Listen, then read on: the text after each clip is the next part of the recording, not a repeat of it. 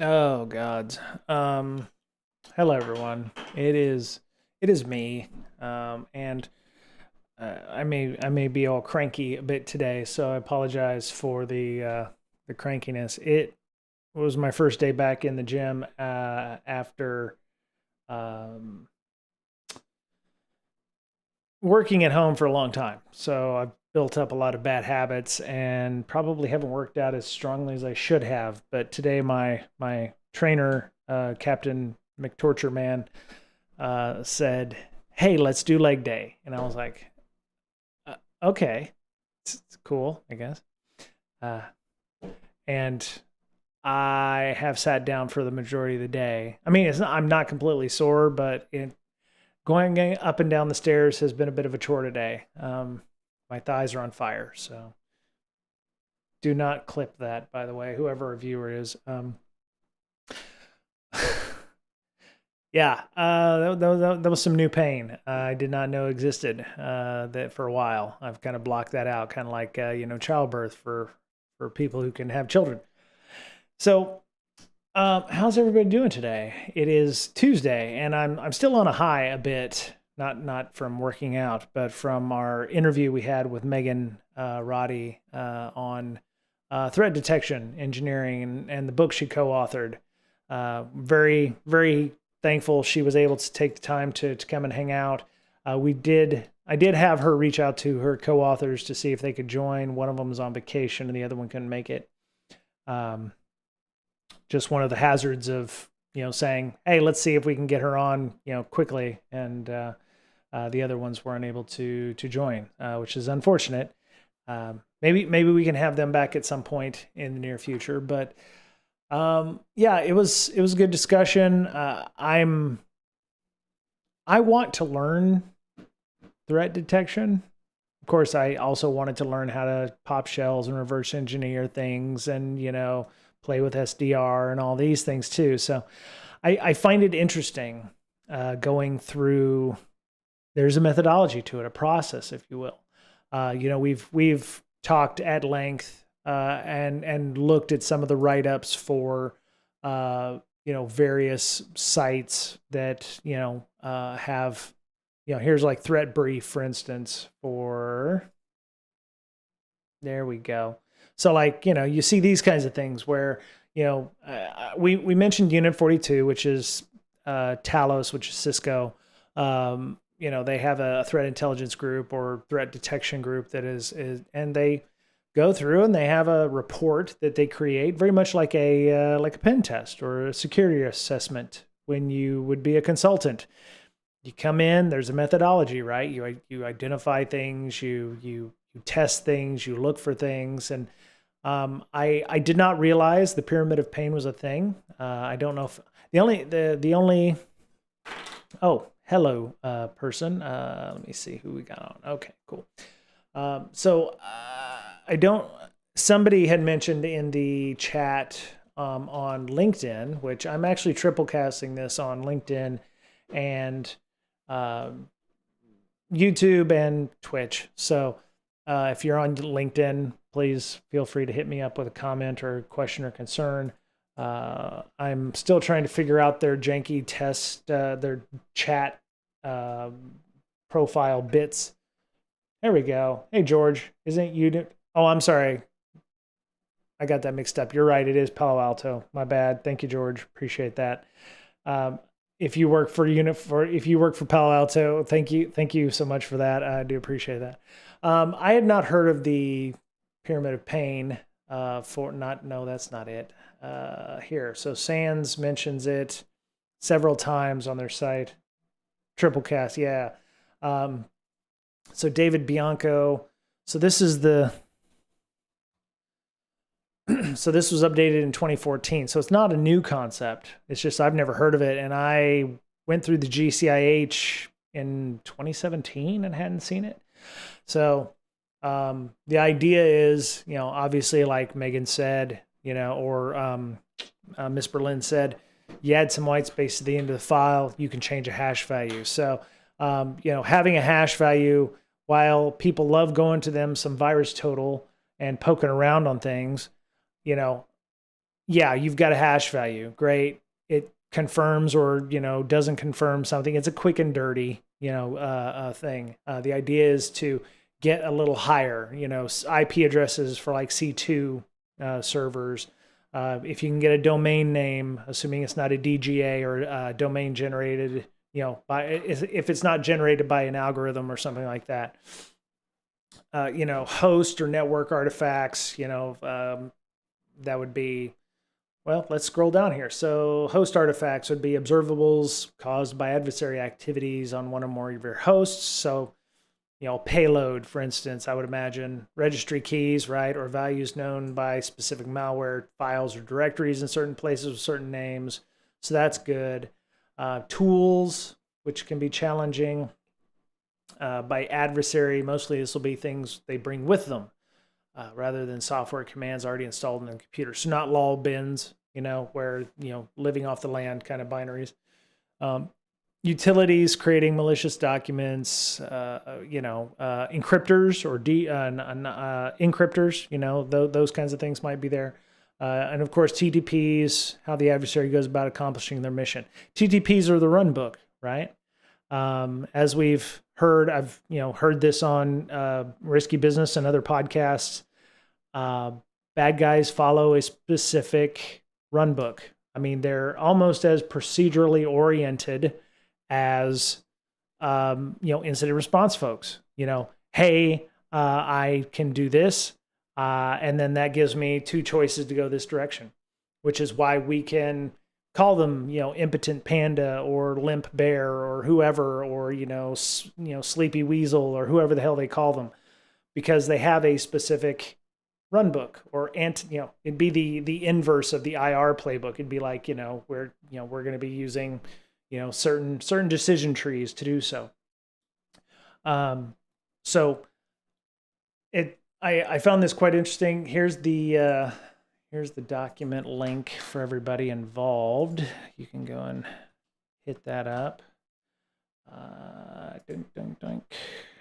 There we go. And I'll put that up on the YouTube chat as well. One of these days I'll find some kind of bot that works across Twitch, YouTube, and LinkedIn, but it will not be this day. Leg days kicked my ass. So, you can even associate patterns to certain APTs based on their TTPs. Right, exactly. Their run book or their specific things or their specific tooling. I'm gonna do 1, 2, and 3, and number 3 requires me to use this this system or this thing, or add these registry keys, or I wouldn't say use some specific languages, because that can be what in the hell's going on? Oh. I'm getting hit up on LinkedIn, I guess, because I'm ultra mega popular now. You post up a couple of things about graduating from Harvard Business School online courses, and everybody. The one thing I had to tell people after a while was I didn't actually graduate from Harvard. I used their online course for business, which I'm not getting an MBA from Harvard, and it's just good content there. So. Anyway, back to the Pyramid of Pain. So effective use of, so they use APT1 in this white paper here as an example. Of course, it's now called Zeek, so it's not Bro anymore. So the doc needs to be updated a bit more, but there's snort signatures for these things. I think there's a lot to threat detection. I think it is an art. I would say it's an art, just like, trying to create the perfect, web shell or POC for something. I mean, you have to learn and observe. And of course, your system 1 and system 2 thought processes are constantly, trading off. It's like, oh, I saw this. Well, this reminds me of, Sleepy Weasel, and this reminds me of Radiant Thunderstorm or something like that, and but then it's like, well, okay, before you make those judgment calls, you have to go back and go, okay, can I definitely support this argument that they're Radiant Thunderstorm or awful hailstorm or something like that. Yeah. Oh, I'm sorry for those of you. I think somebody asked about what System 1 and System 2 is. System 1 and System 2 thinking. Come on. No, that's not what I wanted. System 2 thinking. Actually, there was a book that I read. Where is it? Neil Kahneman, Thinking Fast and Slow. When you read this from a point of view of where is it? Let's get this. There you go. I would not suggest the audiobook. I found the audiobook to be a bit dry. Of course, the speaker who read the book, obviously, it would be a somewhat dry subject. It's not exciting, but it's definitely a book that if you read it or you listen to it in the incident response kind of realm or the attribution kind of realm, because at the time I was reading this or listening to this, it was, everybody was talking about, attribution is not perfect. And, people make those snap judgments. It's like, well, I see Russian language inside of the comments, so obviously this is a fancy bear.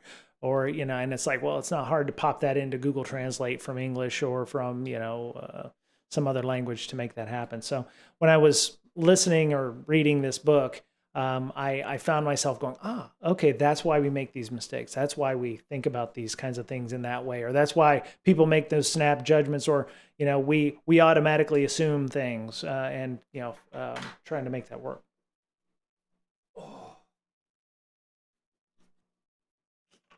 Moving is painful. Moving is painful, y'all. It's okay. I'll get over it. Just shocking my body back into work. So, let's see, NIST. Oh no, that was time servers. One of the other things I was doing was that was something. Okay, so I followed this person because I reached out to them. I had some comments here. Okay. So one, obviously it caught my attention with the cybersecurity certifications have failed. There is a better way to prove cyber skills. Sounds good. I have issues with this, and I'll tell you a story that I had. So we moved down to San Diego just recently. I'm here about a month. We have lived in, we've lived here before, so we have friends down here. So we ended up having lunch with friends of ours, and this person works at a gaming company. I won't mention their names, but we were talking about, they still pretty much consider themselves a startup. They don't have a lot of people, so obviously every hire that they have must be purposeful. You just can't hire chief, you can't hire a chief, table tennis officer or something like that. Everybody has a dedicated function, or in some cases would have multiple functions in that respect. So we were talking about, information security and some of the work that I was wanting to do with getting plugged into more of the startup community down here in San Diego. There's a fairly healthy startup community, ironically enough, that isn't in, Silicon Valley or whatever they call themselves now. And I said, I was writing up some presentations for something else that kind of fell through, but all of the blogs that I'd read, all of them, top 15 people you should hire, top 20 people you should hire, people, here, I worked in a startup and this is what I learned, and these things. The vast majority of them were, you're going to hire a marketing person, you're going to hire, an SRE person, or somebody, not an SRE person, but you're going to hire somebody designed to keep your systems up and running, IT for all intents and purposes, to simplify it a little bit. You're going to hire a product person, or the product person is going to be the CTO, that kind of thing. None of those. Okay, I want to say none, but the closest that I got was a couple of blogs that talked about a compliance person or somebody who understands PCI or something like that. It wasn't like a dedicated GRC function, but it was like you need to know people need to know PCI, or they need to understand that at some point you're going to come up against reporting requirements, so you're going to need that. So you're going to need to outsource that to a Big Four. You're going to need to handle that. But the plain fact of the matter is that nobody was talking about security.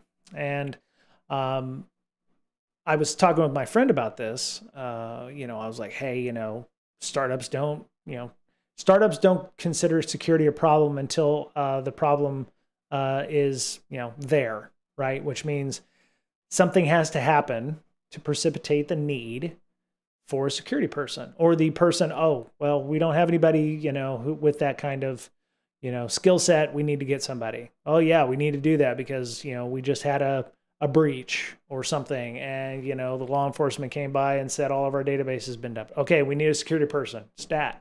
Now we need a security person, right? So I was like, do you have security people at your office? He's like, oh yeah, we got a, director of engineering, and he had a security background and everything. I was like, wow, that's pretty cool. It's good to hear you, say, you've got folks that at least know security is a thing. And he's like, yeah, a lot of our developers, we try to get them some training on that. And I was like, very cool. Okay. And I gave him a hypothetical. I was like, if you needed to hire a security person tomorrow, what would that look like for your job description for those things? And he's like, wow, okay. Because I want to say, well, okay, so he's fairly senior in the company. He's not a founder or anything like that, but I would say he was probably employee like number 20, and they have like 75 people right now, something around that area. Decently sized company and he was like, well, we'd need to get somebody who knows containers. We need to get somebody who understands application security. And he started rattling off about a handful of things. And by the time he got to number 4, I was like, you want a unicorn? I was like, you're not going to find somebody who knows all 4 of those things. And he was like, oh yeah, and then we also need this. And I was like, yeah, you're not going to find somebody who has that kind of skill set. Not easily, anyway. I was like, straight up ass unicorn. And that got me to thinking, as I am wont to do, about the hiring and talent shortage that we have in InfoSec. It's been around for about a decade, which I think was perpetuated by the media and probably some folks who, were having trouble finding. Yeah, exactly, George. Everybody is a freaking, unicorn at this point. But yeah, it got me to thinking. We have talked about how there's a talent shortage, and then we look at. Am I actually showing the right screen here? Okay, good. I made the comment on Luke's, and Luke works. He works in Manchester United, so Manchester United, whatever. Works at Get Busy PLC. Okay, so he's a CISO at a company in England. And so his post was that, certs have failed. Certs have failed us. He didn't mention degrees or, anything like that. He said there's a better way. He says recruit talent with potential, not certifications. Easier said than done, because I do not believe the way we hire is able to. One, we have a problem selling ourselves. Anybody, it's not just security people, but HR people look at job descriptions as, you need this, this, and this. We look at job descriptions as people applying as, I don't qualify for this. I don't qualify for this. I have this, but not at, the level that they're asking for.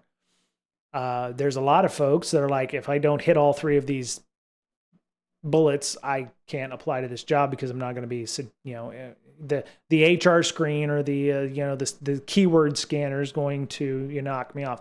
I do know that I have that. Thank you. I do know I have that up and running. It will go to my point here in a second. Um, and I'm not calling out that senior talent professional or senior staffing professional specifically. It's just indicative of the problem. The way we hire is just inefficient. And I say that unequivocally because I still have to interview for jobs because I'm not special or cool or anything like that.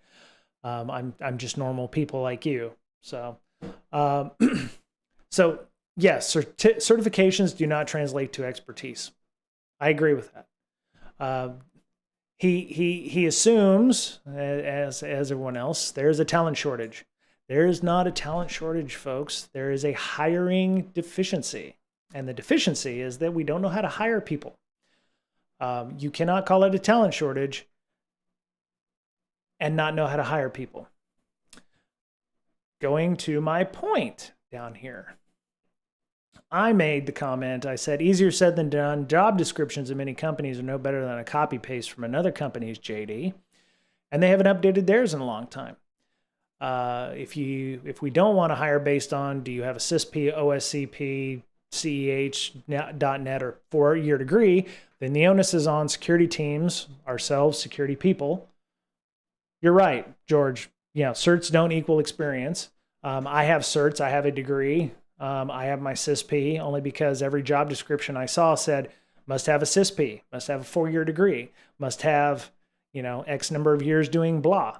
It's like, okay, well, I better go get my CISP because I want to be able to be job, hireable. Better go get a degree because I want to be job hireable. So I went and got a bachelor's degree and I went and got a CISP, and that's the only reason that I'm keeping my CISP right now.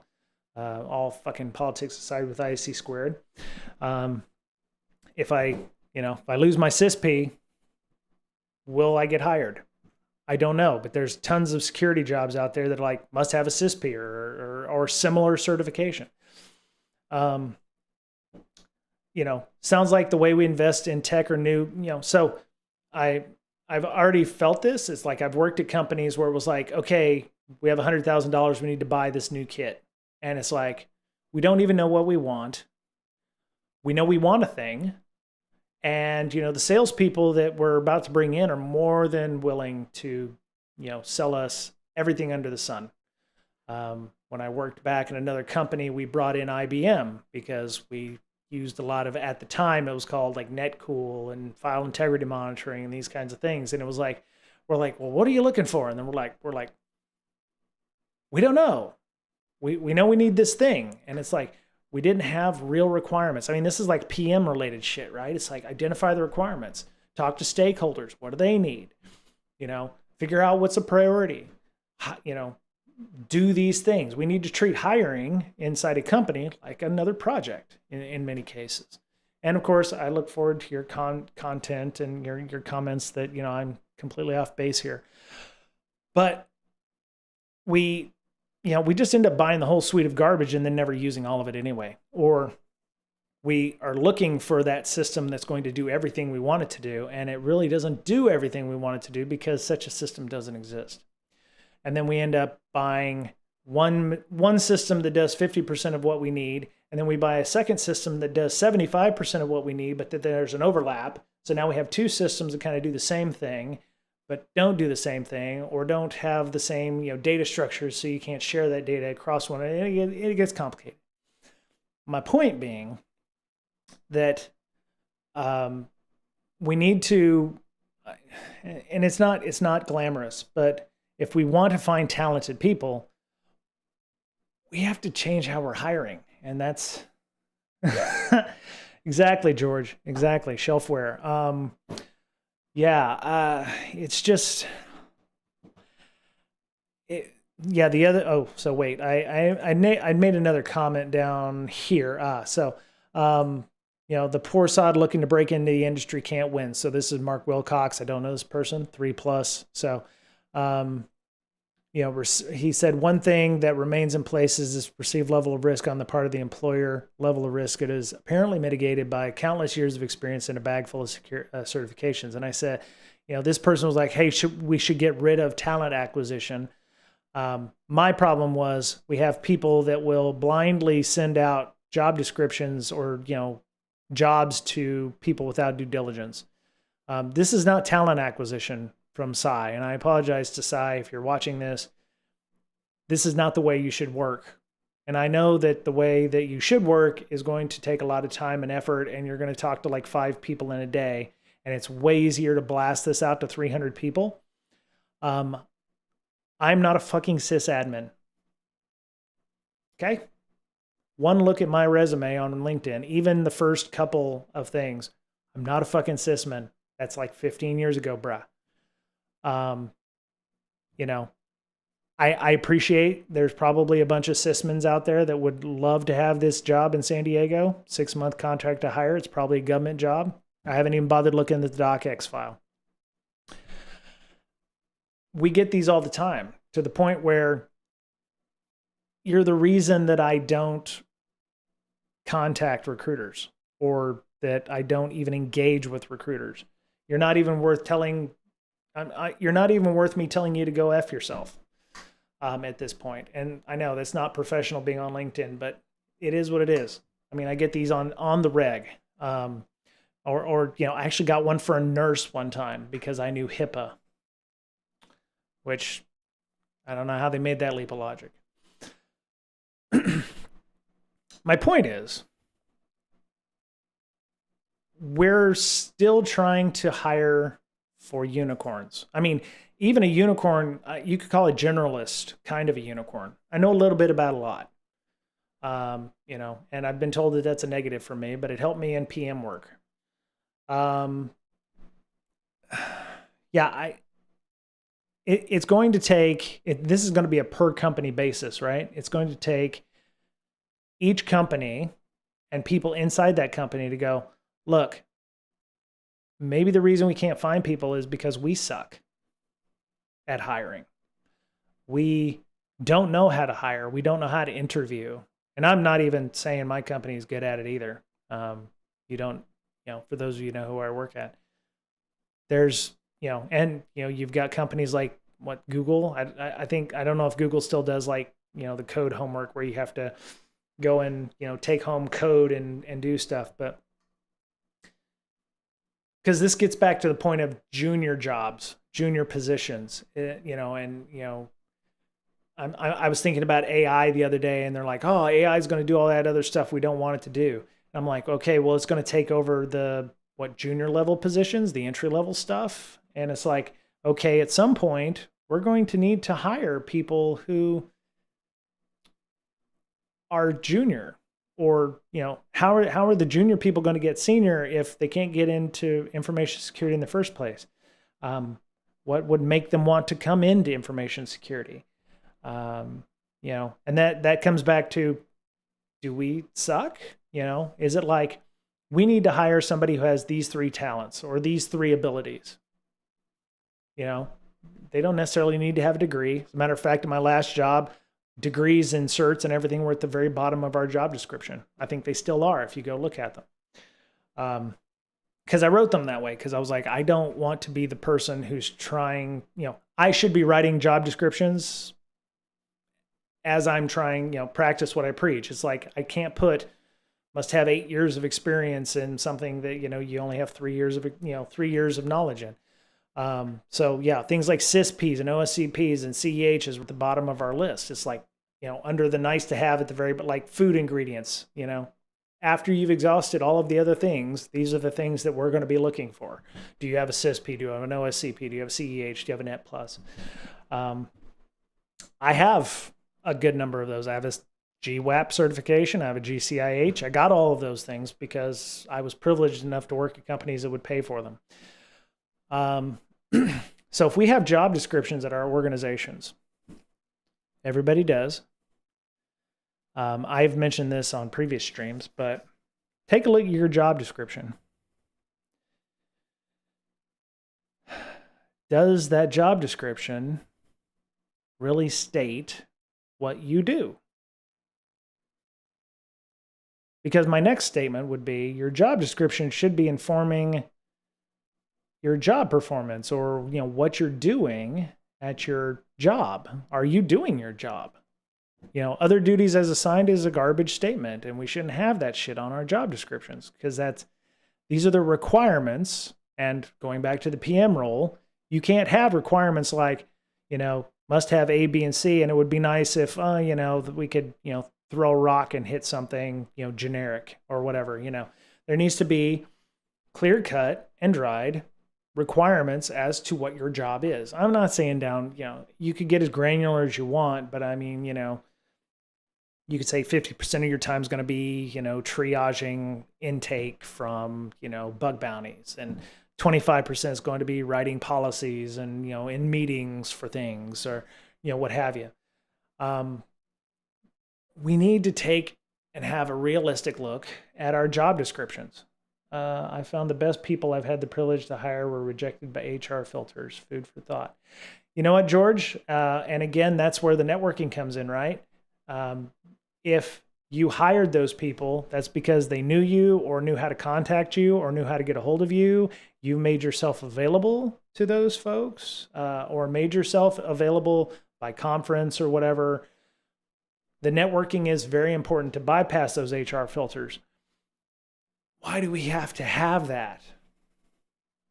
Why do we, okay, it's not who you know, it's who you know, It's like, oh yeah, we have to network because we know HR is going to fail us. And as a George, and I don't want to call George out, but it's like, if somebody has to bypass HR to get to you for them to actually get a job, why do we need HR? Why do we need HR?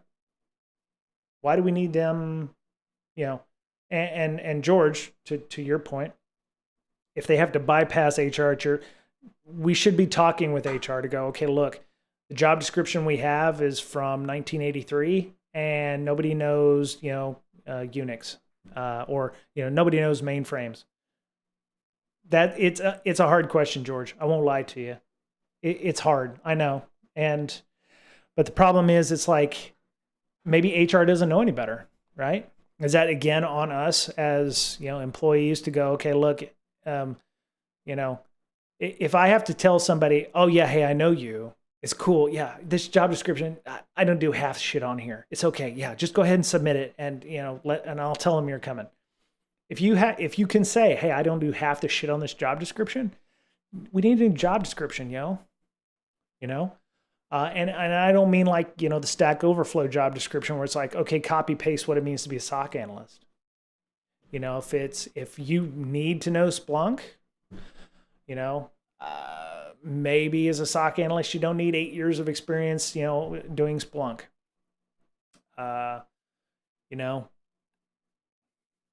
Yeah, and again, this goes back to the junior jobs. It's like with the advent of artificial intelligence and better detection mechanisms that folks like Miss Berlin and them are working on. What are the junior positions going to be for security people? Is it going to be you move from IT? Is it moving from GRC? What do those look like? What does a junior position look like in the future for somebody who wants to get into InfoSec? 10 years from now, when AI is all the hotness and we're on Chat GPT 45 and, all I have to do is look at a ticket with my, cute interface, but, brain implant, and I've already triaged the ticket. What does that look like for junior personnel? Is there going to be opportunities to train people up on business process? I don't know what that looks like. And if we're hiring, we shouldn't try to hire for a unicorn. We should try to hire for like the top 3 things. If we're a SOC analyst, we need to know how to look at logs. We need to understand, and SOC analyst isn't hard work, y'all. You can train people how to do that stuff. You should be able to take somebody off a street and be able to go, we're looking for these things, or we want you to run this tool to analyze these logs, or, watch this screen. And if a pop-up comes up with a big shiny, exclamation point, let someone know. We should be able to hire for a SOC analyst all day and, 3 times on Friday. Some of this stuff and some of that stuff can be automated away. Yes. But what does, I mean, you can't hire a junior person at a pen testing company right now for a consultancy. What is a junior person expected to do at a consultancy for, pay? Because if you bring in somebody, you know, and I worked at a consultancy before, and it was like, hey, we brought these new people in. You have to ask the customer. It's like, hey, we're going to have somebody shadowing us. He's new. We're going to be teaching him the ropes. And they're like, okay, cool. As long as he's not, considered billable hours. And we're like, okay, great. So pretty much, until that person gets trained up, they can't be billable, right? And some companies are a little better about that, but yeah. If you're a SOC analyst, you should have basic fundamentals, network system, etc. But that should be trainable. Right. Exactly, George. Thank you. Yeah, appreciate that insight. Yeah, I mean, there's definitely some things that can be trained, right? Can be taught. You don't need to know Splunk. You don't need to know Splunk. You need to know what comes in and out of Splunk. And I don't know how Splunk works, but it's probably a web interface. So you're going to have something in a browser, or you're going to have something in a client that's going to be running on the box. You don't need to know Splunk.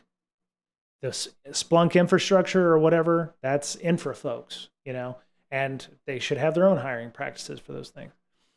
A SOC analyst is going to be input, output, monitoring, alerting, ticketing, that kind of stuff. I mean, I don't want to say glorified help desk because that, a lot of it is going to be chasing tickets or, knowing where to route things to, being able to verify something is bad. But then, that's why you have for every 3 or 4 junior SOC analysts or just regular SOC analysts, you've got one senior person to go, okay, I think this is bad. Hey, senior SOC analyst, let me know if this is a bad thing. Okay, yeah, no, we've seen this 500 times today. Just, hit okay and go on.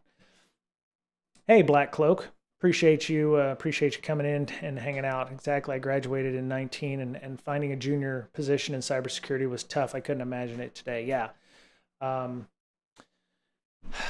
I mean, we have so many different places. Like, what's a junior incident responder look like? Is that just somebody who's from the SOC who can do it? We need to. I don't want to say demystify it, but some of us in information security treat our jobs like it's a sacred cow. Like, oh man, nobody else can do this shit but me. I'm the most talented and most humble person you'll ever meet. And by God, nobody else can do this job. And we need to, it just bothers me because I think if our companies are not able to train up people, if you need somebody who can do all 6 of these things, you don't need them to do all 6 of those things. You need them to do like 1 or 2, and then you can teach them the other things. Because if you're looking for somebody who can do all 6 of those things, you're going to fail, right? So you need to figure out of those 6 things that you're asking the unicorn to do, what are the top 2 that they kind of need to know how to do? Right, George, we cannot be gatekeepers, 100%. We as companies need to be smarter about how we're training people. We need to understand how to train people, period. And understand that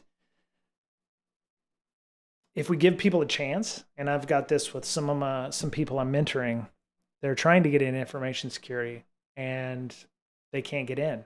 And between the hiring practices of just ghosting people, or the minute they finish with the survey, oh, sorry, you don't fit, we're gonna let you go.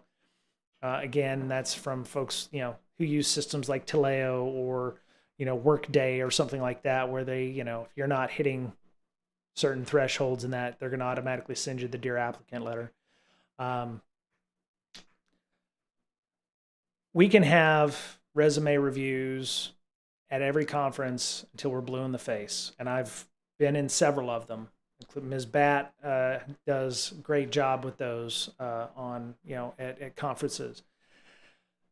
We can only teach people how to hack the system so much before we have to start using hey, Digital Warhead. Black Cloak, I hate Taleo. Any company that uses Taleo, is awful. Because, you know, I've got this nice formatted Word doc with my you know, my resume in it. You upload the you know, the doc, and then Taleo goes and scans through my Word doc and completely ruins it because it's not in the right format, right? So if it's not in the right format, it doesn't know what to do with it. It starts putting things in the wrong fields because, oh, I should be able to import this with no problem. I always end up having to have a text only version that I can copy paste into the Taleos or the god awful workdays of the world so that I can, you know, not have to worry about, oh shit, I forgot about this. I'm going to have to format it again and make it in a readable format. But yes, 100% Black Cloak. Yes, I tell people at resume reviews, I'm like, look, every company out there uses those shitty systems, and you're going to have your nicely formatted PDF or Word doc that's going to be, you know, right to the nines, and it's one page, and then it's like you're going to pop that into Taleo or the Workdays, and it's going to completely obliterate everything, and you're going to end up spending more time, you know, moving fields around and, you know, fixing headers and shit like that. And it's like, just have a text version, because when it gives you the option to text, have that in a nice format that you can upload and make it happen. And, you know, sometimes I've actually not applied for jobs because I knew they used Taleo. I'm like, if they can use a system like that, do they really give a shit about quality or finding quality? I get it. Anyway, so thanks, Black Cloak. Appreciate you being here, and thanks to Digital Warhead for being here as well. Thank you for resubscribing 17 months in a row. My goodness, it's been that long. So in the next 10 years, we're going to have to fix something in InfoSec. Actually, I would say across a lot of the IT industry, once we start gathering artificial intelligence. And it's not going to be just, you know, hey, we've been replaced by robots. Well, somebody's going to have to replace, you know, fix those robots. There's only going to be so many people who can tune an AI or something like that. Digital Warhead, if it's Taleo, I'll manually create rather than upload my resume because it does such a shitty job. Yeah, I mean, you're preaching to the warhead. You're preaching to the choir there, Digital Warhead. You either have to, you know, take the time to reformat it or recreate it, and it's like sometimes you don't have 2 hours to sit there and, you know, reformat your life story to make that happen. And, you know, to be fair, if we all knew George, you know, we wouldn't need to do that, because then we could just forward our resume to George, who's over on LinkedIn, by the way, Digital Warhead Black Cloak.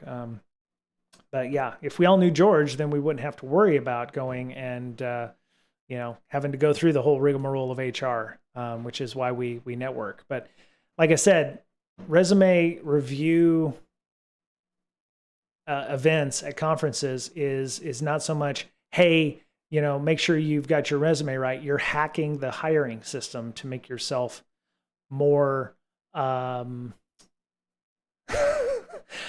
making yourself more appealing to the automated AI system.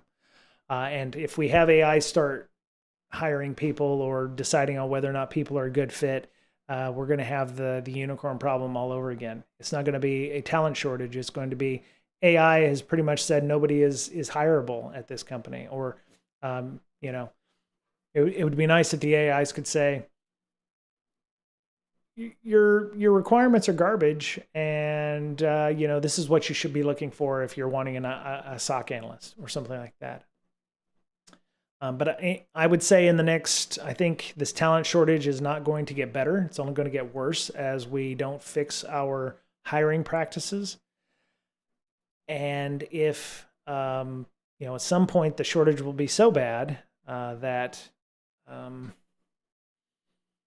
well, I don't know. I don't know what the end game is here on this. You know, if we continue to have unicorns that can't, you know, it's going to be networking. It's going to continue being more of the same, but I don't know what the future looks like if we can't do things like, you know, be able to train people and figure out what's important in a job description and change those accordingly. So I'm going to put out a challenge there for those folks that are hiring managers, or you know, you're fixing your budgets because it's now what? Oh, it's 1 August. So, you know, your next year's, you know, funding goals for headcount is probably, you know, going to be looking up if you're, I mean, unless you're, I think it's probably, you know, new fiscal year for companies like Microsoft, I think is August 1st for them. But unfortunately, I worry it will take a massive cyber attack against our country before the government and employers loosen the requirements of 10 years experience and a master's degree. I agree with you, Digital Warhead. I don't know what that massive cyber attack is going to be, considering we've already had some fairly major cyber attacks that, you know, I mean, what was it? Experian, you know, credit agencies. We've had OPM breaches times 3. I was hit on all 3 of those.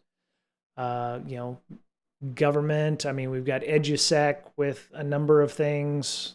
I mean, we have educational institutions hit on the reg. I don't know what that major cyber attack is going to be, unless it's somebody manages to take down the entire energy grid or something like that. Or, you know, something like, you know, the 8-digit code to launch nuclear warheads is 00000000. Yeah, I don't know what that looks like. Do you think we need more technical hiring to handle the descriptions, or is it more of a hiring manager thing? Black Cloak, depending on where you work, I would say you're going to be helpful in that. Okay. Well, I was being facetious, George, but I mean, you know, the fact that the story that, you know, the nuclear the nuclear codes to launch is 8 zeros. I honestly don't know what it would take to, you know, get companies to understand how to hire better. You know, we have companies that are getting breached all the time. I was being facetious on the nuclear football, but yeah, I don't know. Going back to my point about Black Cloak, you have a job description, Black Cloak, because you hopefully, I'm assuming you are well employed. If you're not, I apologize, and, you know, let us know, and we can do what we can. Our Discord has job boards and resume reviews, and our Slack as well. But it takes you, Black Cloak. It takes you, Digital Warhead. It takes you, George. It takes myself. It takes everybody who has a job description to go in and go, you know, this is not glamorous. I'm not popping shells, but, you know, we're talking about headcount next year. You know, it's, you know, we want to hire people, you know, and I think that my job description is not indicative of my job. And if you want to hire people to work with me, we probably need to modify this, because there's no telling when it was ever up. Yeah, I mean, it is scary, Black Cloak. Layoffs are happening every couple months. Yeah. I think it takes somebody to actually say, hey, this job description is not indicative of my job. And, you know, if companies are using those job descriptions as like towards your goals or your how you're progressing in your job, like, you know, you see it sometimes with government work. It's like, you know, level 2 of this job, you must be able to do all of level 1 plus, you know, level 3, all of level 2, which is obviously level 1 plus. If you have job descriptions where it's like that, where it's like, hey, to be level 3, you need to be able to do X, Y, and Z on top of what the entry level folks are. You need to look at those. I mean, let me see. Let's look at a job. Let's look at a job. Go back to my small camera. Big. Okay. So, you know, other than being hybrid, which, you know, the other thing you got to look at too nowadays is, what does hybrid mean? Does it mean I have to be in, you know, at work 4 days out of 5 a week, or is remote really remote, or you're going to be, you know, remote is really hybrid? So let's say, you know, let's look at an information security program manager for this company. McKay Shields. I have no idea what they do. I don't know what the industry is for McKay Shields. So cool. They have, you know, salary range. Well, that's not bad. That's not bad at all, actually. Consultant. Don't know what that means. All right, George. Thank you so much for coming and hanging out. Appreciate you doing that. Especially on LinkedIn. I'm glad that worked out. So, all right. So we have an information security program manager responsible for cybersecurity audit and risk. So this is two hats, which may explain the price or the cost, and business continuity. You can also lump in probably disaster recovery or incident response there. McKay Shields, let's see, what do they do? New York Life, okay, so $130 billion in assets. So they need one person who handles the cybersecurity, audit and risk, and business continuity programs for $130 billion worth of assets. Having learned of that now, ouch. And they're only an information security program manager. So, 8 years of experience for cybersecurity and technology risk, experience running or participating aspects of risk management program, such as vendor due diligence, business continuity, external assessments, or incident management. I've done vendor due diligence. I've done that one. I've done some external assessments, a little bit of business continuity. I do like the fact they've got security certifications at the bottom of the requirements here, which is great. Hands-on experience with installing and configuring security software in a Windows environment. Why the hell, as the person who's going to be managing the entire program with $138 billion of assets, needs to know how to fucking install group policy objects? Don't. That's why you have people. My worry is you're it. They're hiring the one person who's doing all of that shit. I don't need to know this as a PM or as an information security manager. I should have people who's already doing this. And then I just, I ask questions and they give me answers and then we go along a happy way. Sure, you may need to understand the basics of what single sign-on is, or SSO, or how does endpoint, the 100 level of endpoint protection. Okay, yeah, okay, I install CrowdStrike and it finds bad shit, and we're all good. That kind of thing. All of these things I should have like a 100 level knowledge of. Maybe group policy is just ACLs, right? Access control, or I have access to certain resources in Windows. That kind of thing. The CISP stuff, I've actually heard that some people require the CISP for, managers, which CISP is supposed to be a manager cert first, not a technical cert. Yeah, that's hard. There's not a lot here, as a matter of fact, which is weird. So we're going to define a strategic roadmap, which as the manager of the information security program, I should be completely strategic. I should not be hands fucking on. There should be no hands on as an information security manager. None, zero. I should not be touching tech ever. That's why I've got people, or I should have people. Yeah.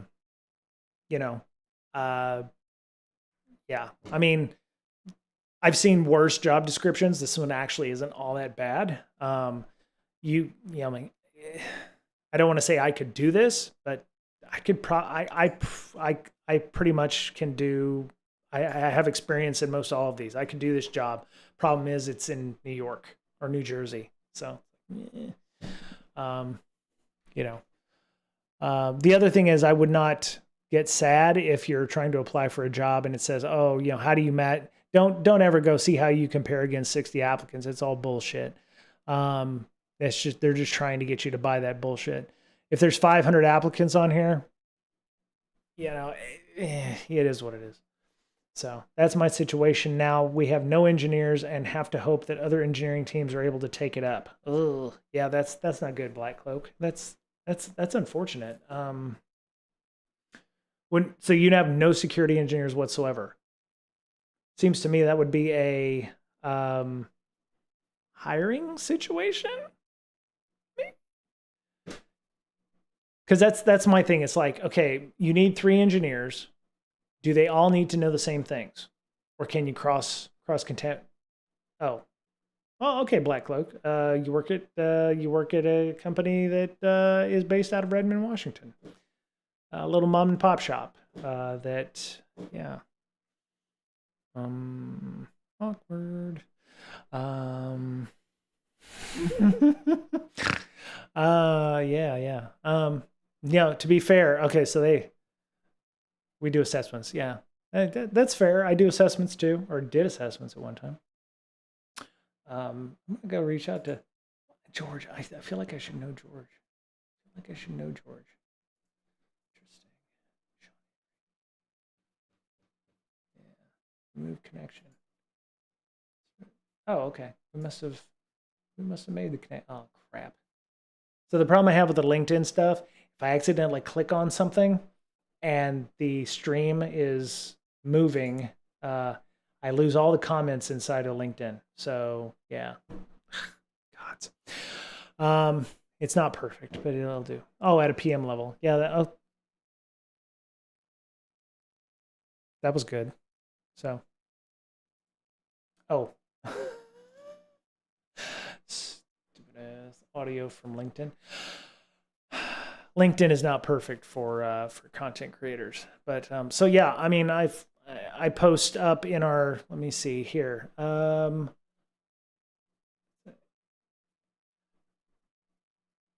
Yeah, well, the funny thing is, like Miss Berlin and Megan were talking about last night. I was like, how do people get a hold of you? And they're like, oh, well, I used to be on Twitter a lot, but I'm not anymore. And they're like, well, I guess you can hit me on LinkedIn. And I was like, wow, how did LinkedIn become like the new place for information security people? It's like, how did this become the new hotness for people to talk? And I guess it's because they have really good moderation controls. They're backed by a large organization that isn't completely batshit insane, and you can actually talk with people, and there's groups and stuff. So, I mean, and you have unlimited character width and length. So, yeah, LinkedIn's in dire need of a UI change, and maybe if more people start showing up to these things, it's going to be that way. So, um, all right. Anyway, so the last thing I should say is you being you, the person that's watching this, have the power to help fix the hiring situation at your place if you want to. You take a look at job descriptions. If you are especially if you're hitting the Q4 and your boss is like, oh man, we're gonna need some headcount. We're gonna we're done with all this layoffs, and we've now we can start hiring people again. If you've got technical recruiters and they send you people's resumes and you're like, oh man, I can't believe this. Who's this person? There's a whole thing. I would say the whole process of hiring is rotten to the core. Like George before, if we have to network to get past HR, we're failing, right? So we need to help HR be better, or our talent acquisition specialists to get better. Reach out to them. I know we're all busy, but we got to find the time, because if we don't invest now, and I hate using it, sounds trite as shit. We have to prepare now for what's going to happen later. And if we keep reproducing the same issue, I think the media created the talent shortage thing. And that's because we're not saying we're not using the right comments. It's hiring is broken. And unless we start fixing the hiring part, not the people who are trying to get hired, we're going to continue having this problem. So anyway, I look forward to your feedback. Thank you, Black Cloak, for all of the comments and everything. I'm not going anywhere just yet, even though I need to shift a little bit because my thighs are. It was leg day at gym. So for those of you who showed up, and I'm doing leg stretches, it was leg day for the first time in like 2 years. So. Anywho, let's go talk about something that's a lot more fun, I think. So. Leg day for me, it's the first leg day in 2 years. When pandemic happened, I used to go to the gym regularly. And then pandemic happened, and then I ended up with home gym, which was great. And I was doing squats and, I was doing all that stuff, but I was kind of limited into the kinds of exercises I could do. Did a lot of walking, 5 million steps last year. Working out. And then it was like, oh, well, I need to get back to the gym because, I've gained 20 pounds from my move from Seattle to San Diego. And I don't want to get back into like home gym because I was doing the same shit over and over and over again. And obviously I'm not, seeing any gains, and I wasn't tracking my gains. So,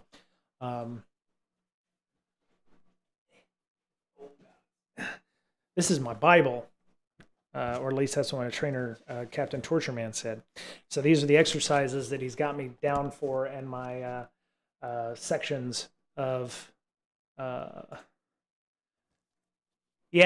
the whole hour. It's a whole hour of stuff. So this is what was it? Push pull on legs. So incline press, wide chest press, decline flies, shoulder press, lateral upper dorsimuses or something, lateral front side raises. Oh, lateral raises front side. That's what it is. Tricep push down. Oh my God, that killed my triceps. And then planks. So we did planks yesterday. We did planks on last Thursday or Tuesday. So it's been a week since I went back, because Thursday I was supposed to go and see him on Thursday, but I could not put my arms above my head because my chicken wings, my triceps were killed. So I went back this morning, and he was like, it's leg day. And I was like, well, let's do legs today because I got to be in Vegas next week and I need to be able to walk. So just in case. But yeah, we did warm-ups, we did leg presses, extensions, lunges. Oh my God, lunges. Leg curls, hip adductions.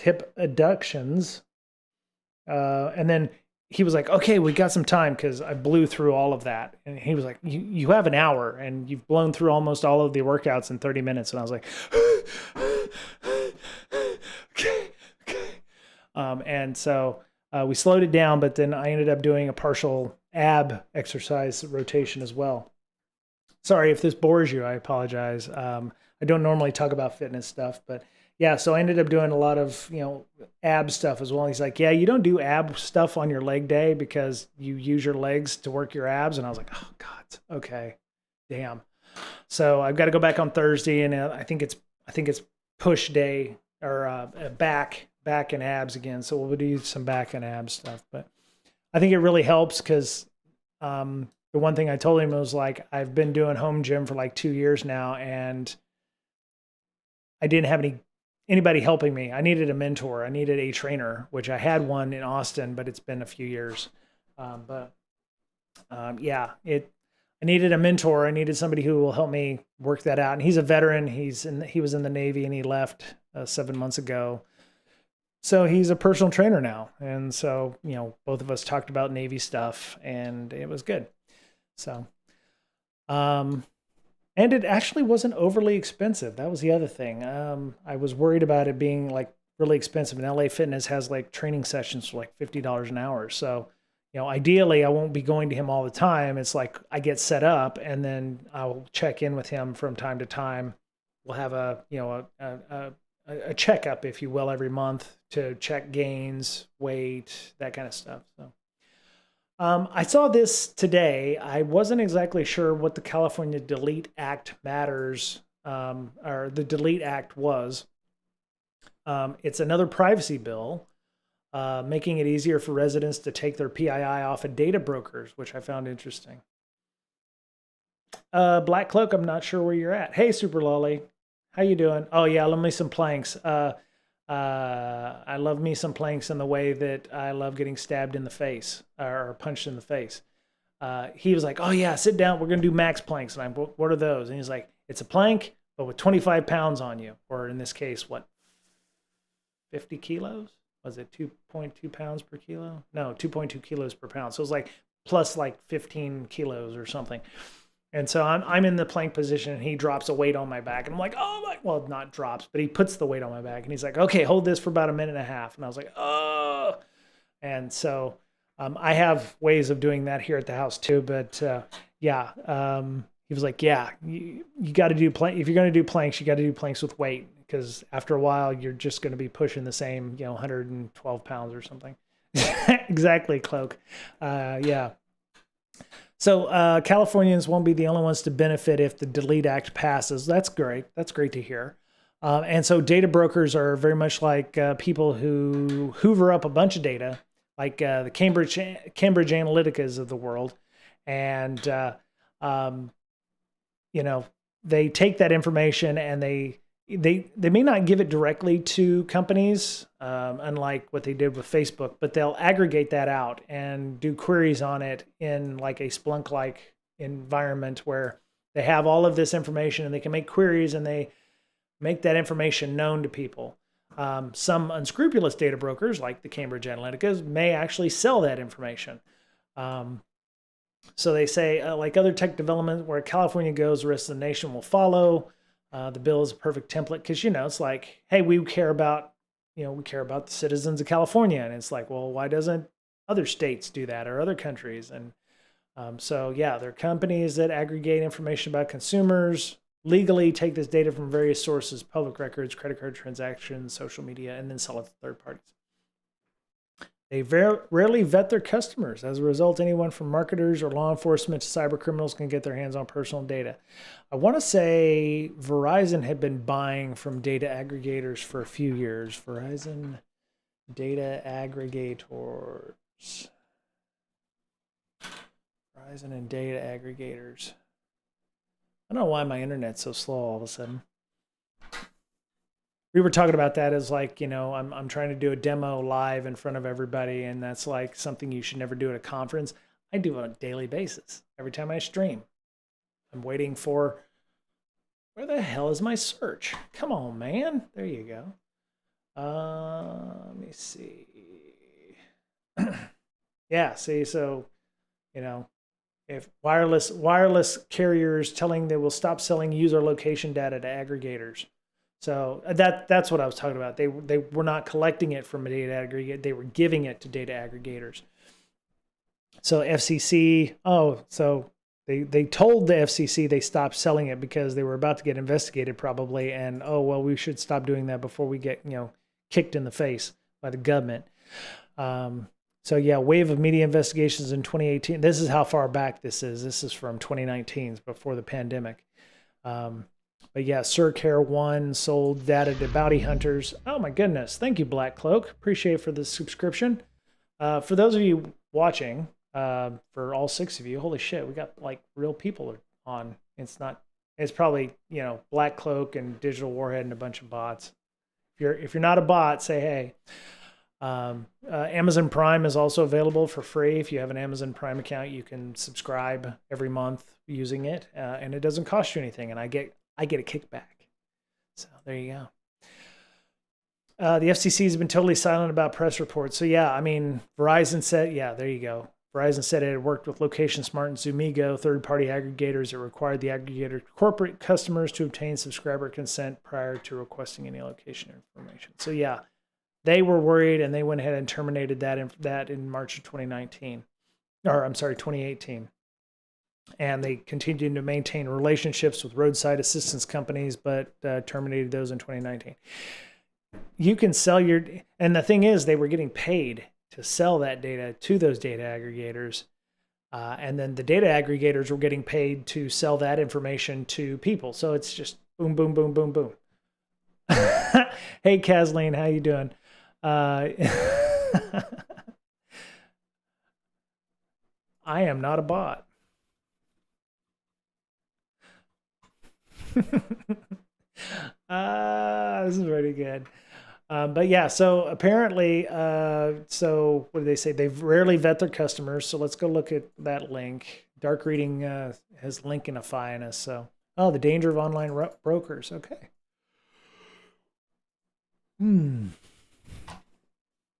So there's that. So what are they doing about it? It says it will require data brokers to register with CPPA, public registry, pay a fee, and disclose the information they collect. Okay. call for data brokers to provide and adhere to a one-time universal opt-out process made through the CPAA dashboard. Okay, so it's like a national do not call registry list. I won't tell you how effective that's been because they're able to get around that. Require data brokers to disclose requests they receive from consumers. Okay. What? Require data brokers to disclose the requests they receive from consumers. So it almost sounds like a canary kind of thing. Hey, we got a do not disclose from somebody. Maybe it's something else. Create a do not track list similar to the federal do not call. See, I hadn't gotten down that far yet. So they've already admitted creating a do not track list. Okay. Could create an online portal where Californians could opt out of data brokering tracking. So here's the question though. What if the data brokers are in California? And I don't live in California, but I could go to the CPPA website and put my name in. I don't know what the ironic thing is I would need to put in information on the CPPA public registry enough that they could identify who I am so that I could opt out of other data brokers. Wow, I just incepted here, did an inception thing. I have to share my own information voluntarily with a government organization in California to then make sure that the information isn't shared other ways. So complicated. So complicated. God. Okay. If it passes, it's more likely other states will follow suit, especially considering some states already floated comparable measures. So who's also doing it? Washington State. Yay! Good job, Washington State. Good on y'all. There you go, Digital Warhead. Washington State's also looking at something like California done. Okay. Oh, yeah. It was in. Okay, so online data brokers. Yeah, John Oliver did something on his Last Week Tonight a little while ago about data brokers. Cool. So yeah, Washington looking into that as well. Is it likely to pass? Yes. I'd imagine it's going to be very much. Who's the 8 people who decided not to do the California Delete Act? What's their thoughts there? Yeah, there's other. If you have a company that knows that you were pregnant at one time, or something happened. I mean, we've heard stories about hey, we found out that your relative is undergoing has a pregnancy, and it's like, well, that's my daughter or that's my child or something, and I didn't know they were with child, and you run into kind of issues where maybe I didn't want to share that was a thing. Oh, I'm sorry, Black Cloak. I thought.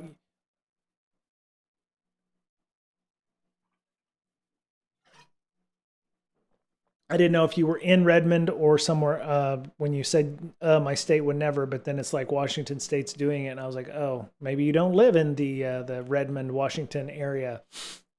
So yeah. Oh, okay. Yeah, Microsoft still hasn't kicked that RTO, or it's not even returned to office. It's returned to a desk space in an open area with 15 other people, some of which have questionable hygiene. I don't know what the acronym for that is. It's not yet returned to office though, but it's something like that. Let's go see what else is going on here in the world. Well, as if ripped from the headlines, Rust programming language progress report, new threat modeling tools bolster supply chain security. The Rust Foundation Security Initiatives audit and resulting new tooling matter for secure coding and software supply chain security. Our office isn't super empty yet. To cardboard forts. That would be sweet. Yeah, you could have cardboard, over you and have a blanket and be like, shh, you come into my blanket fort. That's pretty sweet.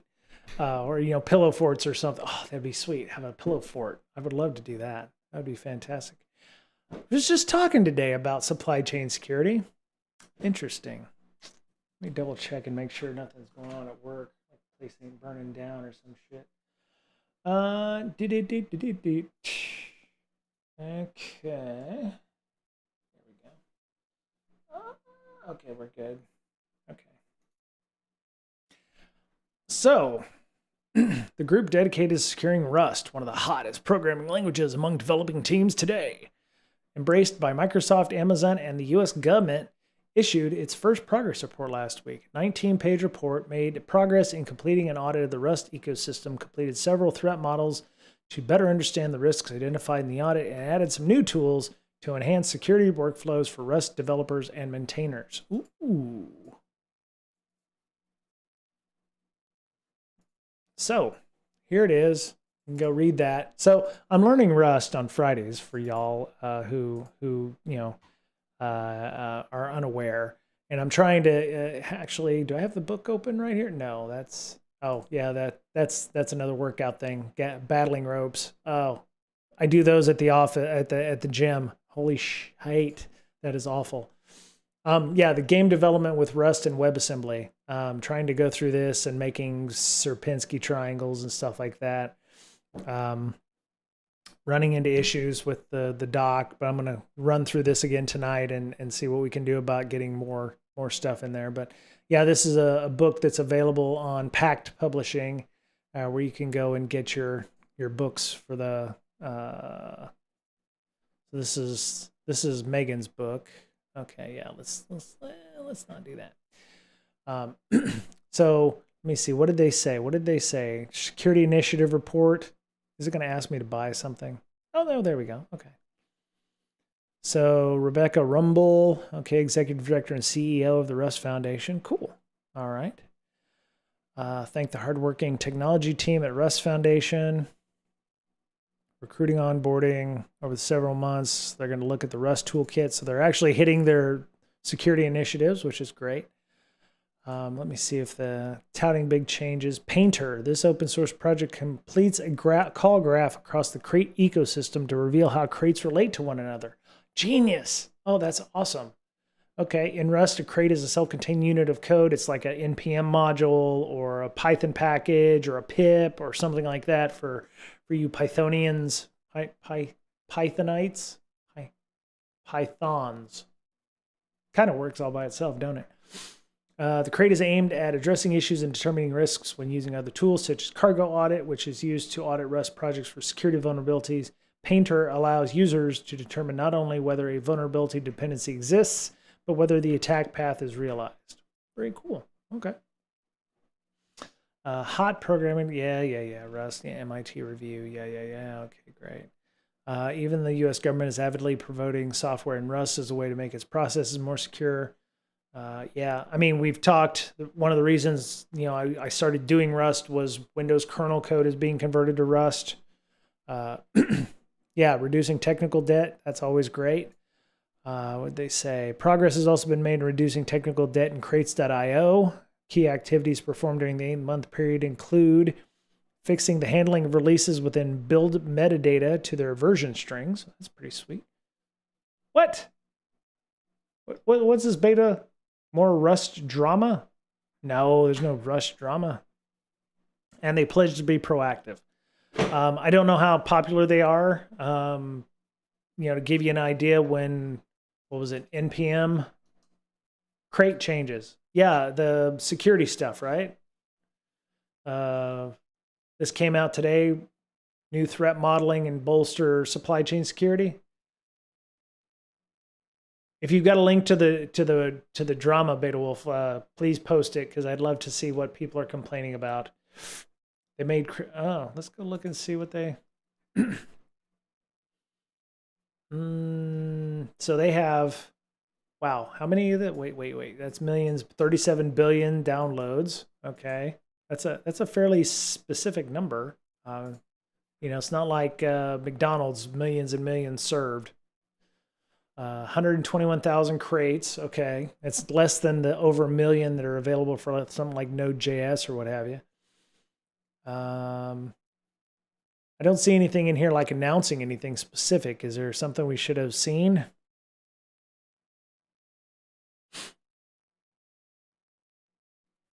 Let's go see if there's anything on Twitter about fresh updates to crates. Get the news about the latest deployed changes here. Maintenance will begin. Okay.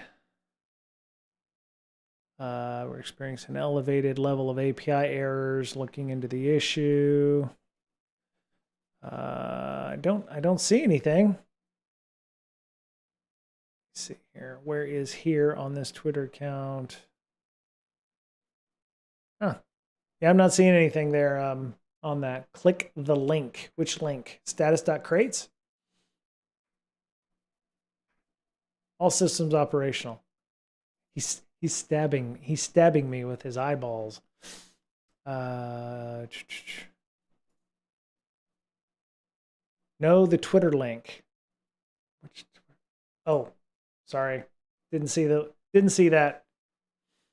Okay, the road to hell is paved with good intentions. Adds crate.io policy update RFC.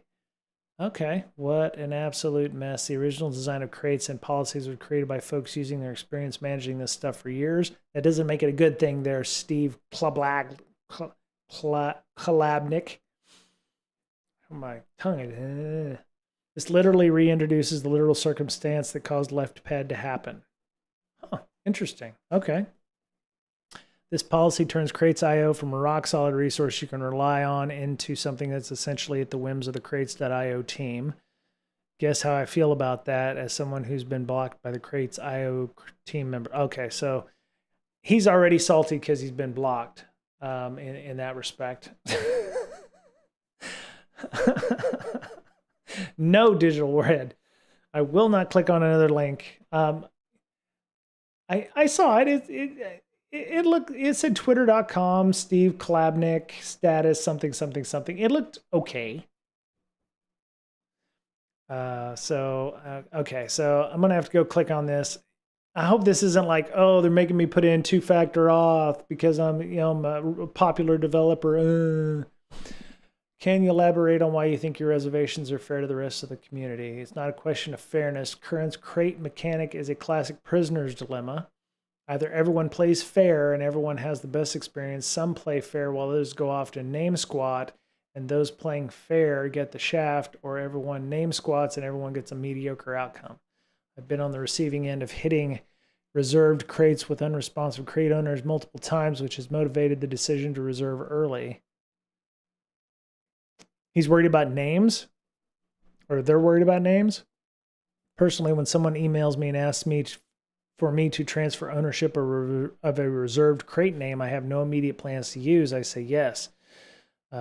Example, I transferred Fury earlier this week.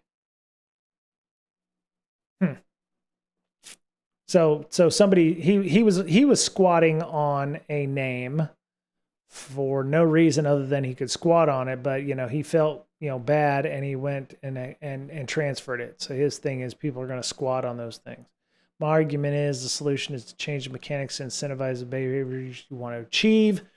Crates.io team has already more than enough work to do. Adding additional policy enforcement does not seem productive. Okay.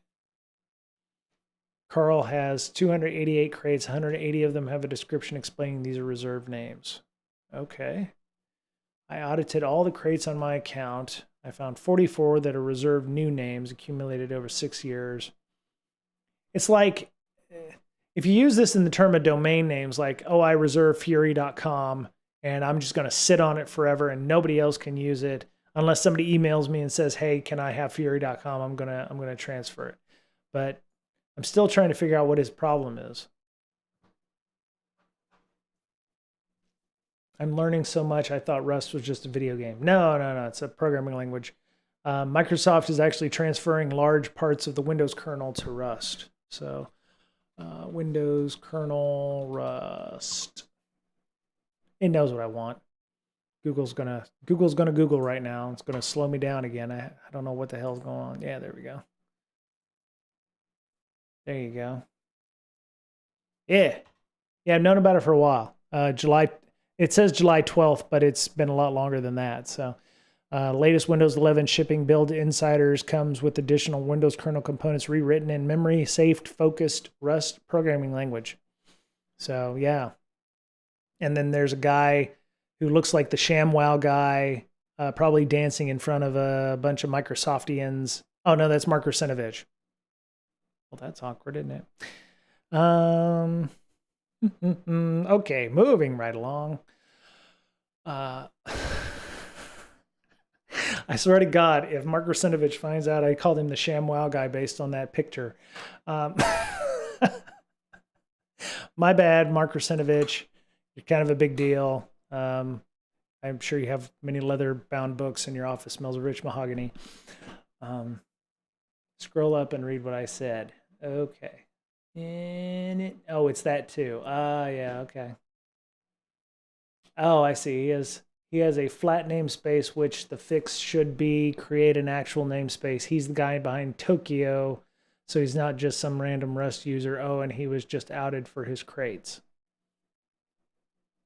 See, you said a lot of things there I just don't quite understand. Apparently, he has some kind of notoriety because he has Tokyo, which is some kind of crate a lot of people must use. Because he mentioned left pad, so he probably is going to be the left pad guy. He'll be the new Rust left pad guy. And then he was just outed for his crates. Did they make him give them up because he was like crate squatting or something? I am not on the Discord voice chat. 1 second. There we go. Virtual cam. 1 second. Come on, man. There we go. Turn on the camera. There I am. Okay. So if you decide to join me, Beta Wolf, please. I did that. Yeah, I have joined. If you're on our Discord, you could technically join me on voice chat as well. Discord.gg/breaksec. Doink. There we go. So. Can you hear me? Yes, I can hear you. Okay. So the whole drama with the Rust crates issue is that Rust Foundation has decided to dramatically change the way that Crates.io works in the guise of stopping people from squatting. But instead of actually implementing a proper namespace, which would allow for people to continue to expand and not to squat on names, they basically would rather call out very key developers in Rust and force them to basically remove all their crates. And because there isn't really a way to either overwrite or to delete crates without going through some weird lengthy process with the Rust Foundation, it's gotten even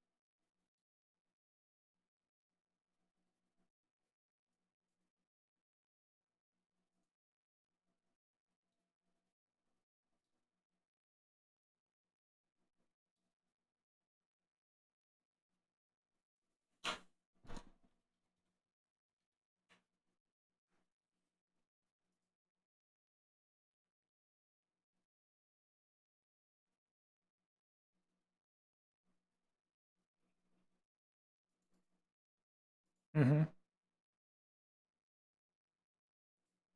Right.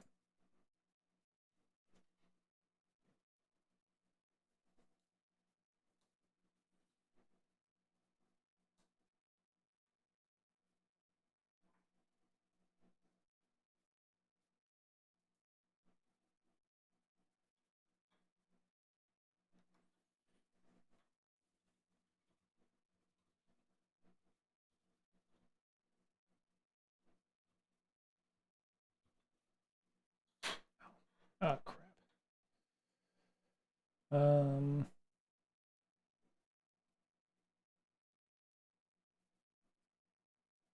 I see. Um. One sec. Okay. I had to disconnect from the audio chat. Who is the audio still busted? Okay. Um.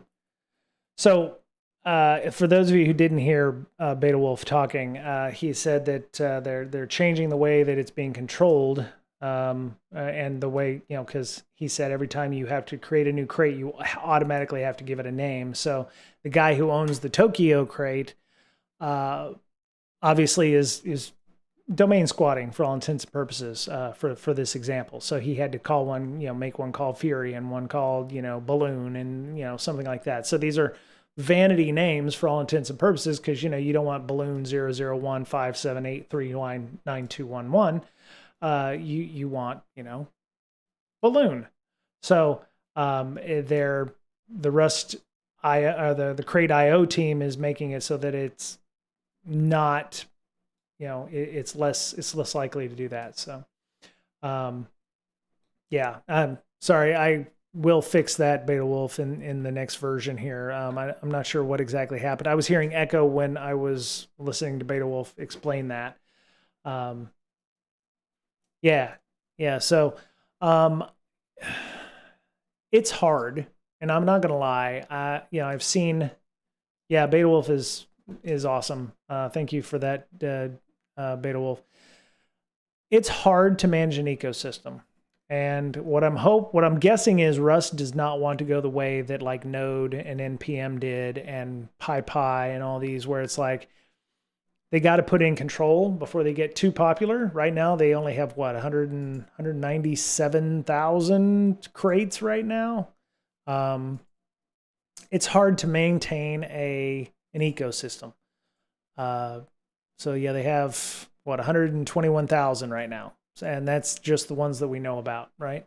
I'm assuming you don't have to use Crates.io. You could use, if it's anything like Node or pip or anything like that, there's like 8 different ways inside of NPM or Node to, refer to a package. And that includes like a straight URL to a GitHub link or something like that. Or you can use, PyPy or what have you. So, yeah, it's hard to maintain a community. It's not perfect, and they're running into that now. What I'm hoping is, they'll figure that out. I'm not a developer, so this doesn't directly affect me.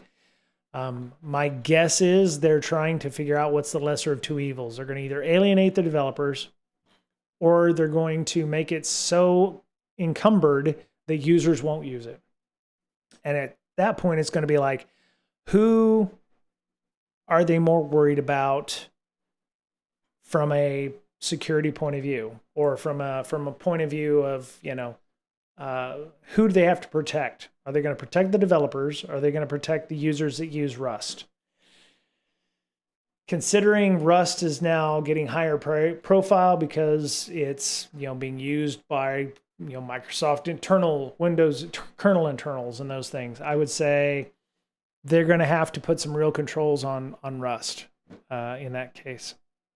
And there's going to be some left pad or Tokyo folks that are going to be very unhappy with that. And if Tokyo decides to, Beta Wolf, they for some reason could not hear you on the stream, so I kind of had to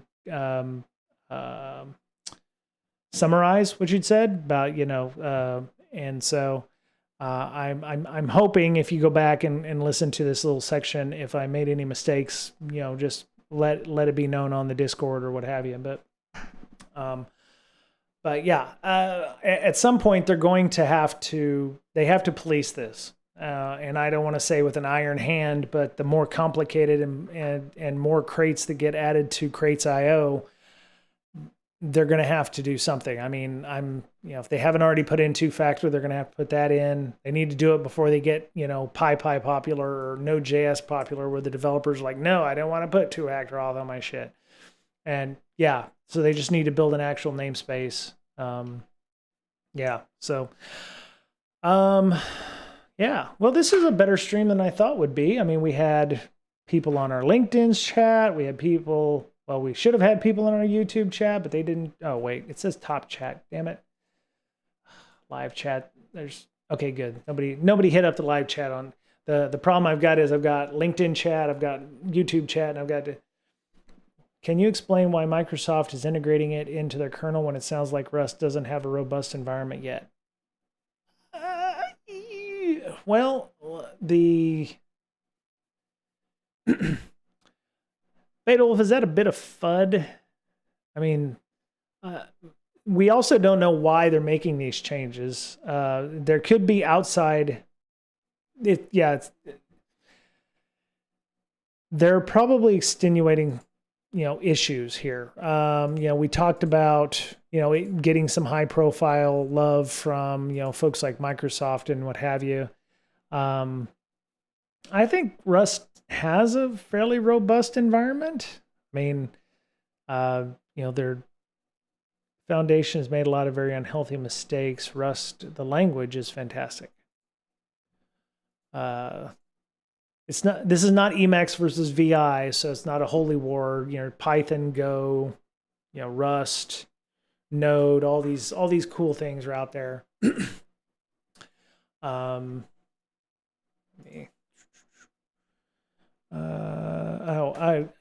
So I don't know why. I'm just a lowly security TPM who's just trying to learn Rust with a book that kind of assumes a lot. Yeah, exactly. It's the Rust occultist versus the Rust hobby Rust user. And actually, it might be also versus the person who's using Rust in their business and they want to have some kind of assurance that they're getting legit, packages. I mean, so Beta, let me ask the question. Are they trying to stop what happened with PyPy and all those folks? Are they trying to keep it from turning into where you can do, squatting? Because, I mean, Tokyo Guy doesn't have to give those words up, does he? He could just sit on those all damn day and, people could just, hoover up the English language, oh yeah, you can't have clown. You can't have, you're going to have to create some kind of cool, new name, new naming language. It just feels like they're trying to keep the left pad thing from happening, but some people are very unhappy with that. So oh, by the way, shout out Trimark Security.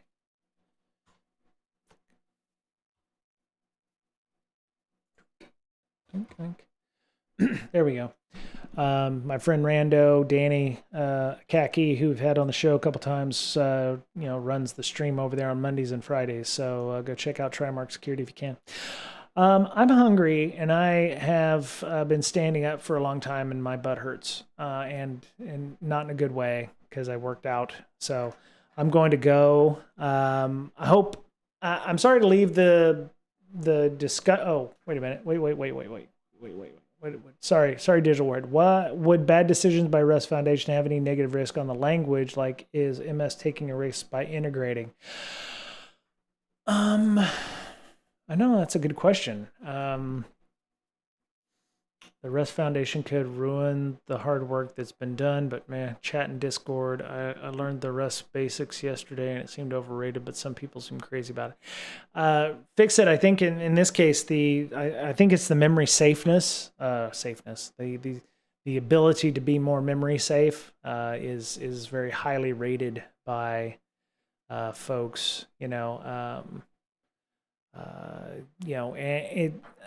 I think the reason they replaced a lot of the Windows kernel was because it uses, they're trying to replace like the C and C++ stuff. I don't know. Again, I'm not a Windows kernel person. That would be the aforementioned Rusinovich, who wrote a whole document about it. But, it would be like Linux saying, hey, we're going to convert everything over to Rust. that kind of thing. It says Rust offers a bit advantages in reliability and security over traditional programs written in C and C++. This preview shipped with an early implementation of critical kernel features in Safe Rust. Specifically, Win32K base contains a new implementation of GDI region. This is a small trial with continued usage of Rust in the kernel. So they are making some changes in the nightly or the insider preview build. So if you're using regular Windows 11, you don't have to worry about any of this stuff.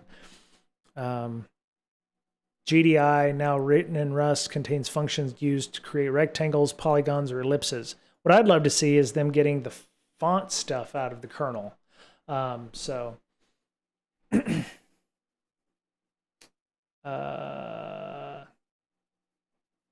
OCalm. Go learn OCalm.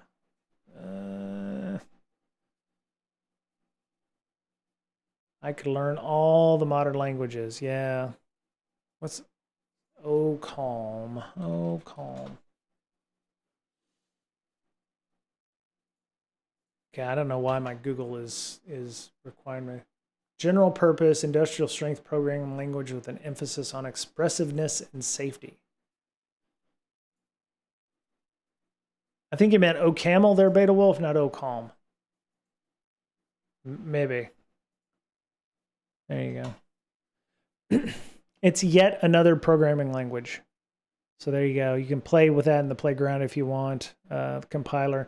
I actually tried to do Zig for a couple of sessions here, which was yet another programming language. I couldn't get anything to work, and they said, yeah, don't use this in production because it's completely janky. We suggest you don't use this in production environments. That'd be my family being back. But let's continue the discussion inside of the Discord if anybody's interested. There are no wrong answers, and I'm not here to judge. I mean, Rust.io is doing what they think is important and in their own best in their opinion, in their best interest. I have no opinion one way or the other. I'm sure that other folks will be able to figure it out. Nowadays, the only language needed is ChatGPT. Anybody have anybody that want to go raid? I was told by a couple of people that it's good to raid. It's a healthy thing, and if there's somebody who's on other than MakerDeck or what have you, Sid Heresy's on. Oh, Strager. Let's go do Strager. I haven't seen Strager in a while. Raid Strager. There we go. All right. Well, I'm going to go. Thank you all so much. Thank you, Black Cloak, for your input and discussion, and I very much appreciate it. Fix It, Digital Warhead, Beta Wolf, thank you for coming on. It's okay. We'll get you. Thanks everyone for coming, and we'll go raid Strager and just tell him I said hey. So, all right, later, y'all.